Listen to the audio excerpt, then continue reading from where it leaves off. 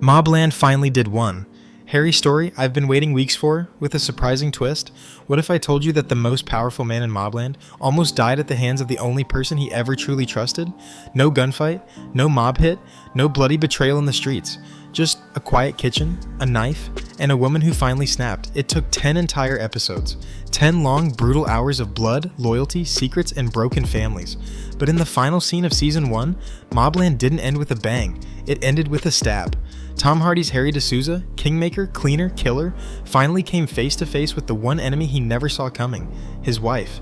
But wait, why? Why now? And what secret did MobLand bury so deep it took an entire season to reveal the real reason John Souza nearly killed the father of her child? You think you know, but you don't. Because this wasn't just a moment of rage. This was the payoff to a forbidden story the show didn't dare tell, until now. And once you hear what really happened between Harry, Jan, and the people pulling strings behind both, you'll never look at him the same again. But before we unravel the hidden truth about Harry's betrayal and Jan's sudden act of violence, make no mistake, there's one thing you must do. Subscribe. If you're watching this, you've already seen what MobLand is capable of. This channel is where we reveal the truths Paramount Plus won't touch. One click, and you're in the inner circle. Miss it, and you'll miss what's coming next. Now, let's go back, because Harry Souza's story didn't begin with violence, it began with silence. And a lie so dangerous, it took 10 episodes to finally explode. From episode 1, something was off. Harry Souza wasn't just a fixer, he wasn't just a loyal dog to the Harrigan crime family. He was a ghost in his own home, a man who could clean up a body with precision but couldn't make eye contact with his daughter. A father in name, a husband in shadow. John Souza knew.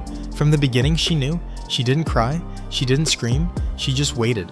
Waited for the late nights, waited for the excuses, waited for the gunshots to finally reach her doorstep, and one by one, they did. A masked hit squad storms the house. Conrad, the enforcer, threatens her life. Her daughter Gina is nearly caught in the crossfire, and still, Jan does nothing, or so it seemed. Because here's what MobLand doesn't show you up front. Jan isn't weak, she isn't passive, she's calculating, watching, enduring.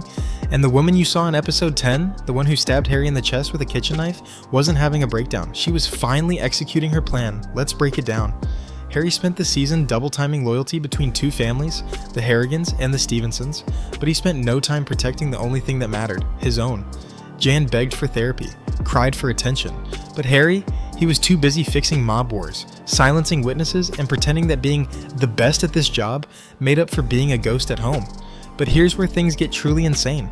The key to Jan's explosion wasn't Harry's job, it was Alice, the undercover informant who went by the alias Nicola. Because when the law couldn't touch Harry, they went after the one person he still loved. Alice targeted Jan's pain, her loneliness, her rage, and Jan gave it up. Piece by piece, every fight, every betrayal, every time Harry disappeared to protect someone else's family, not his own. Alice knew Jan wasn't just a wife, she was the perfect pressure point, the crack in the armor of MobLand's most dangerous man. And when that pressure exploded, when the betrayal became too loud to ignore, Jan didn't scream, she just picked up a knife and stabbed the man who swore he was protecting her, but had actually made her a target. But what if I told you? That wasn't the first time Jan thought about leaving Harry? What if I told you she tried before, but was stopped? What if the stabbing in the kitchen was never a spontaneous act? What if it was a message, not to Harry, not to the Harrigans, but to someone else watching? Because the Souza family was never alone, and Jan knew it. The signs were there, the glances, the wires, the phone that rang too often, and never when Harry was home. Someone's been keeping tabs on the Souza house. And the real question isn't whether Jan will leave, it's who she's working for now. And what MobLand fans missed is that the stabbing might have just saved Harry's life. Because when we return for page 2, we're going deeper, into the real story behind the betrayal, into the secrets Alice planted, and into the forbidden alliance Jan may have already joined. You thought you knew what the finale meant, but MobLand doesn't end with episode 10. It begins. In Harry's war, it's only just started. Jan Souza didn't just snap, she shifted. From bystander to player. Because here's the secret no one's talking about, Jan wasn't the only one living in fear. The factions in MobLand feared her too. Because when you're married to the man who buries bodies for the most dangerous crime syndicate on the East Coast, you see everything. And Jan, she never forgot, she never forgave, and most importantly, she never trusted Harry again. Let's rewind. Back to episode 4. Remember when Jan almost left the house in the middle of the night with Gina? That wasn't hesitation. That wasn't panic. That was a test. She wanted to see how fast Harry would react, how much control the Harrigans really had over her movements. And the result? 3 black SUVs. No words, just headlights in the dark. She turned back, because that night, Jan realized something horrifying. She and her daughter were prisoners, not of Harry, but of the families Harry served. The Harrigans didn't just employ him, they owned him, and by extension, they owned her. Now consider this, by the time Alice, aka Nicola, appears in Jan's life, she doesn't have to do much convincing. She doesn't need to push, she just listens. And Jan unloads, not just on Harry's absences, not just on the violence, but on the fact that Harry hasn't once, in years, looked her in the eye and said, "I'm sorry."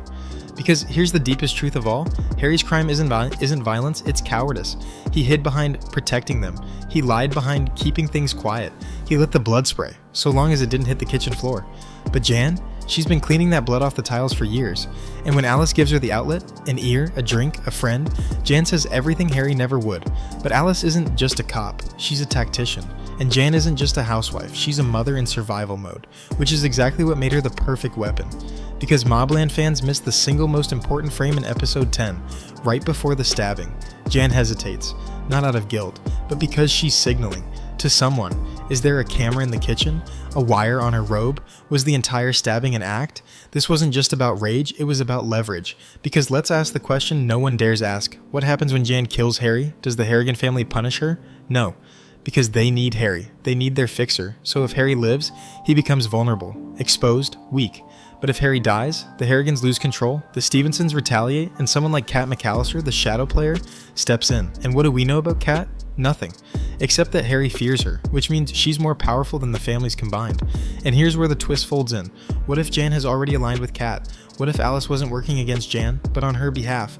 What if the stabbing wasn't the end of Jan's marriage, but her initiation? Harry's been a pawn in a war between two families. Jan has been the unacknowledged hostage. Alice is gathering intel, but never arrests anyone. Kat McAllister appears only after Harry wipes out the Stevensons. And Jan stabs Harry right when he's at his most powerful. Why? Because the power vacuum left behind needs a new player. And who better than the woman who knows every lie Harry told? The kitchen knife wasn't a weapon, it was a claim. To power, to freedom, to control. And now, Harry isn't in charge, he's wounded, he's compromised, he's forced to see Jan not as collateral but as a threat. Now the question isn't, will Jan leave Harry? It's because Harry is good at war, he's good at strategy, he's even good at killing, but he's bad at emotion.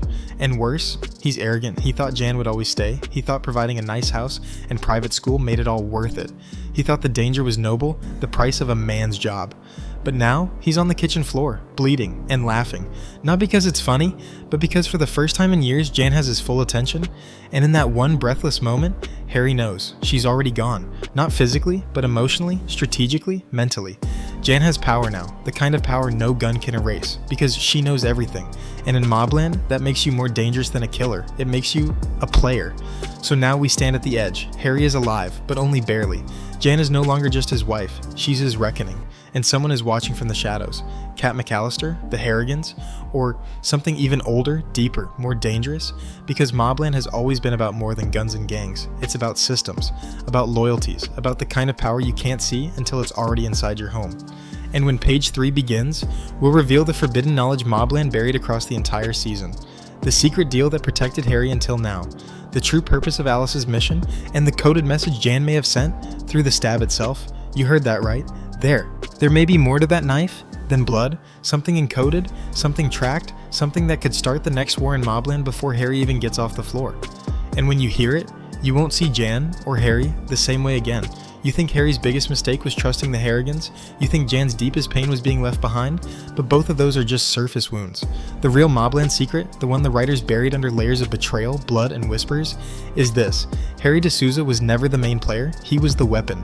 But the hand that pointed him, that hand belonged to someone else. And now, after 10 episodes, a kitchen knife and a woman pushed past her breaking point. That truth is finally clawing its way into the light.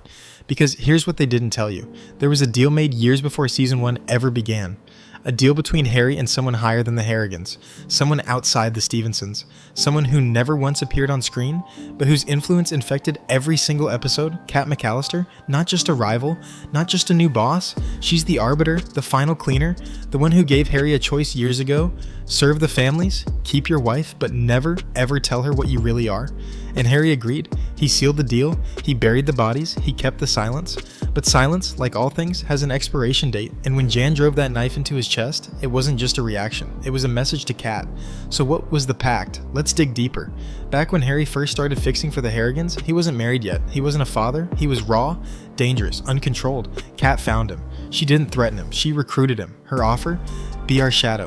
Fix what the bosses break, but never build a family, never anchor yourself to love.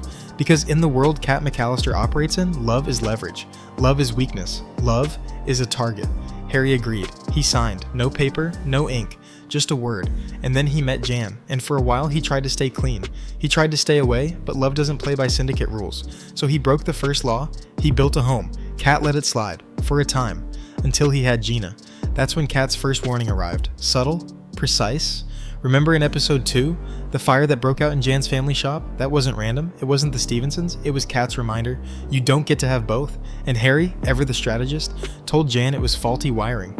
He lied, just like he did when Gina's school was evacuated for a bomb threat, or when Jan's doctor mysteriously canceled 3 appointments in a row. Every one of those events was Kat not trying to kill them, trying to make Harry choose, and he never did. So where does Jan fit in? She was never supposed to know.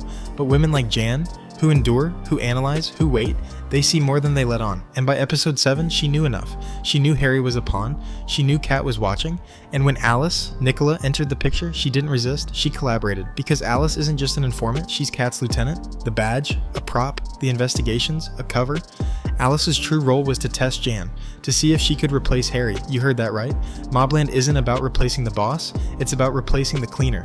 And when Jan passed every test, keeping silent, protecting Gina, enduring the threats, Kat made the offer. It wasn't spoken. It didn't have to be. Jan just had to act, and act she did.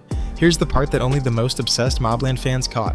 The knife Jan used, it wasn't hers. It wasn't even from the kitchen set. It was planted, a rare model, only issued to one type of operative, Kat's inner circle, which means Jan was armed before Harry ever walked in, which means the stabbing wasn't random. It was an activation signal. She hit a precise artery, but didn't kill him. She whispered no apology.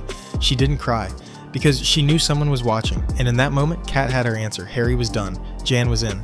MobLand. Season 2 isn't going to be about Harry rebuilding his empire, it's going to be about Harry surviving in a world where his own wife has taken his place in the food chain. Let's break it down. The Stevensons are wiped out. The Harrigans are leaderless. Kat McAllister now controls both families by proxy. Alice is still embedded in law enforcement. And Jan is now Kat's weapon. So what happens to Harry? If he lives, he'll be hunted, not for what he did, but for what he knows. Because remember, Harry's real danger isn't the bodies he buried, it's the secrets he holds. And Kat, she doesn't forgive leaks, which means Harry now has 2 options: run or kill his own wife. And here's the final twist. If he chooses neither, the one person who will finish him is Gina. Because there's one thing Kat's network does better than murder: grooming. And if Jan is working for Kat, so what did MobLand finally reveal in that kitchen scene? Not just that Jan was angry, not just that Harry was guilty, but that love is the ultimate lie in the underworld. Mob bosses can't be husbands, cleaners can't be fathers, and anyone who believes they can have both is marked for death. So the next time someone tells you MobLand is about crime families fighting for power, correct them. MobLand is about who controls the silence. And in Season 2, the quietest character in the show, Jan, may become the loudest force in the game. She knows the codes, she holds the secrets, and now she's learned how to kill without flinching. The war is over, but the real game just began, and this time, Harry isn't the executioner, he's the target.